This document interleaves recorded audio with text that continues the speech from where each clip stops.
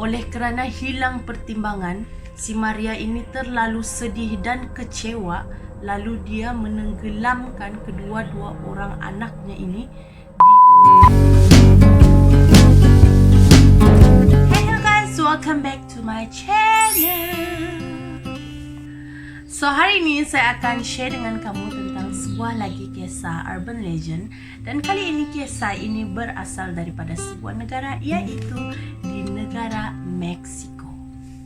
Sekiranya anda pernah menonton filem yang bertajuk The Curse of La Llorona, mesti kamu pernah tengok ada satu makhluk ni yang berpakaian serba putih, di mana di dalam cerita tersebut dia memburu kanak-kanak untuk dijadikan korbannya agar rohnya ini kembali tenang.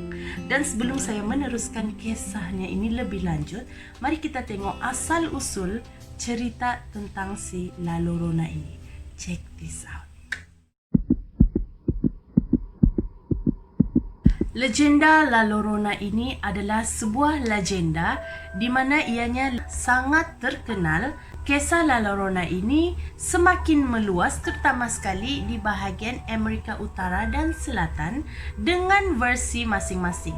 Salah satu negara yang paling popular tentang cerita si La Llorona ini adalah daripada negara Meksiko, dan katanya cerita ini juga adalah salah satu cerita rakyat yang sampai ke hari ini sangat popular di kalangan masyarakat Meksiko. La Llorona ini adalah sebuah kisah tentang seorang wanita yang bernama Maria, di mana dia memiliki rupa paras yang sangat cantik, namun dia lahir daripada golongan orang yang miskin. Walaupun dia ni hidup dalam kemiskinan dan kepapa kedanaan, ramai lelaki sebenarnya yang terpikat dengan kecantikan si Maria ini tadi. Pada satu hari, seorang pengembara ini datang ke pekan mereka dengan tujuan untuk berdagang. Dan ketika berurusan, dia ni terpandang si Maria. Dia nampak kecantikan si Maria ni yang sangat memukau dia punya pandangan. Dan masa itulah dia rasa tertarik dengan si Maria ni. Kemudian dia memberikan si Maria ini beberapa barang-barang mewah dengan niat untuk tackle hati si Maria ni tadi. Dan ialah disebabkan kemiskinan si Maria ini tadi, apabila dia menerima barang-barang tersebut, lepas tu dia nampak lagi barang-barang yang dia dapat itu adalah barang-barang yang mewah, maka dengan secara otomatiknya dia pun jatuh cintalah dengan lelaki ini tadi. Kemudian mereka berkahwin, mereka dikurniakan dengan sepasang anak kembar. Disebabkan si Maria ini tadi berasal daripada golongan rendahan, bapa mertua si Maria ini sebenarnya tidak menyukai hubungan mereka berdua. Lepas tu di sanalah bapa mertua si Maria ini tadi dia menghasut suami si Maria untuk membenci si Maria, dan akhirnya suami si Maria ini termakan dengan hasutan ayahnya. Seperti biasa, suami si Maria ini akan keluar masuk pekan untuk berdagang dan mengembara. Dan sehinggalah pada satu hari dia keluar daripada rumah dorang tu tanpa pulang-pulang lagi, dan hanya meninggalkan sekeping nota untuk si Maria ini tadi. Apabila si Maria baca surat itu dan tidak ada siapa pun yang mengetahui isi surat tersebut, kemudian ketika itulah si Maria ini berubah menjadi lebih sedih, dan hampir setiap malam si Maria ini menangis kerana menanti kepulangan suaminya yang tidak pulang-pulang lagi. Dan apa yang lebih teruk ini, apabila Maria ini dikatakan dia tertekan dengan ketidakpulangan suaminya, dan ditambah lagi dengan ceritanya ini tadi menjadi bahan bualan orang-orang di sekitar kampung dia tu. Sudahlah, dia tu sudah jatuh miskin sebab kena tinggal suami. Lepas tu orang-orang kampung ni pula macam syaitan membawang pasal dia, lagilah menambah tekanan pada si Maria ini tadi.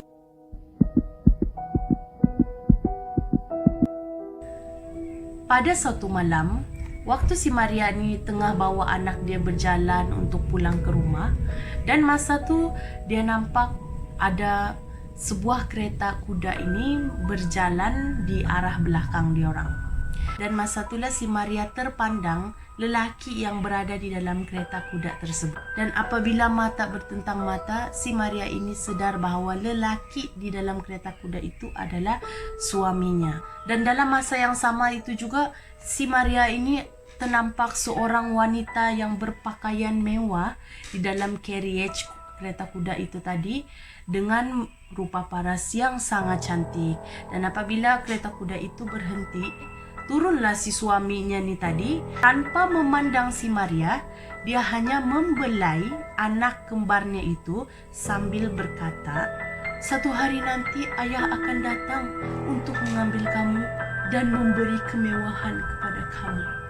Dan selepas dia bercakap begitu dengan anak-anak dia pun naik balik kereta kuda tu dan berlalu pergi. Dan betapa hancurnya hati si Maria ini disebabkan hal yang terjadi tadi, di mana dia punya suami langsung tidak memandang dengan dia.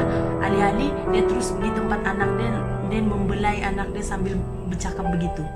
Oleh kerana hilang pertimbangan, si Maria ini terlalu sedih dan kecewa. Lalu dia menenggelamkan kedua-dua orang anaknya ini di dalam sungai yang berhampiran itu dengan arus yang sangat kuat. Dan apabila si Maria ini tersedar akan perbuatannya itu, maka dia punya mata pun terkebil-kebil lah, macam dia menyesal dengan apa yang dia buat tu.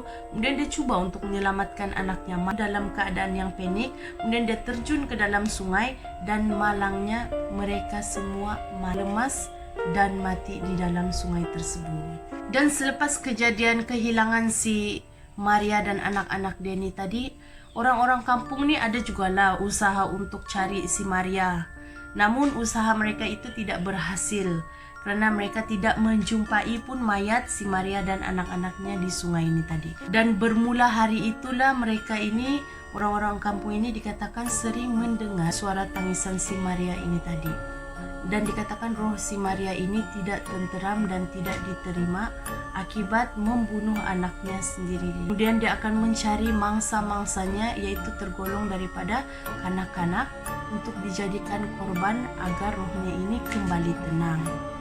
Konon katanya roh si Maria ini tadi, iaitu yang lebih dikenali sebagai La Llorona ini, akan menculik kanak-kanak yang suka berkeliaran, tidak mendengar kata-kata orang tua, anak-anak yang nakal, dan yang tidak mematuhi arahan orang tua mereka.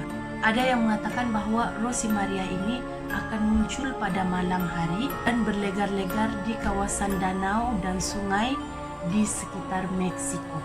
Beberapa orang percaya bahawa mereka yang meratapi kesedihan La Llorona ini akan mati dalam beberapa hari. Kononnya dikatakan si Maria ini tadi akan menangis teresak-esak sambil berkata, "Oh anakku, di manakah anakku berada?"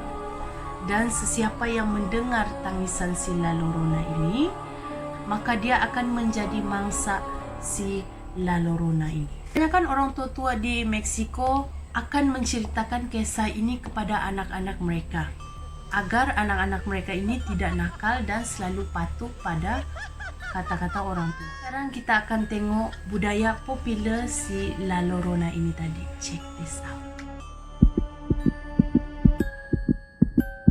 Pada tahun 1960, sebuah filem pertama muncul yang diadaptasi daripada kisah si La Llorona ini tadi, iaitu La Llorona, yang mengisahkan tentang sebuah keluarga yang disumpah oleh roh jahat. Pada tahun 1961, muncul lagi sebuah filem Meksiko yang bertajuk La Maldición de la Llorona, iaitu di dalam bahasa Inggerisnya yang bertajuk The Curse of the Crying Woman. Dan watak si La Llorona ini juga muncul pada tahun 2005 dalam sebuah episod bersiri iaitu Supernatural. Dan pada April 2019, James Wan, Gary Dauberman dan Emily Gladstone menghasilkan filem terbaru yang bertajuk The Curse of La Llorona. Dan ya guys, itulah kisah tentang si La Llorona ini, atau lebih dikenali sebagai The Weeping Woman, ataupun yang lebih dikenali lagi sebagai The Crying Woman. Di mana kisah ini juga mengingatkan kepada kita, para wanita ini, agar tidak mudah tertarik dengan kekayaan, kehandsoman seseorang, atau terlalu bersifat materialistik. Yalah, kadang-kadang di mulut je cakap, oh tidaklah, saya mencintai dia bukan kerana harta dan rupa paras. Tiba! Tapi hakikatnya, kita tidak tahu hati kita ini sering berbolak-balik.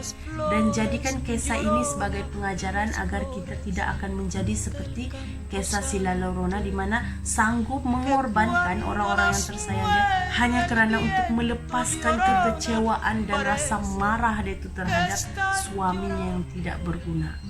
Yalah, orang cakap terlampau jenis yang, kalau perempuan ni terlampau jenis yang up to that, last up to the sky. At the end, jadilah hantu yang bergentayangan di muka bumi sebab tidak diterima akibat membunuh anak-anak dan mengorbankan orang yang mereka sayang. Dan sekiranya anda mempunyai cerita yang ingin anda kongsikan, bolehlah email saya ke nurulsyafinasjumadi92@gmail.com. Jangan lupa tekan lonceng untuk mendapatkan update terbaru daripada saya. Terima kasih kerana sudi singgah ke channel saya. Thank you guys. Bye.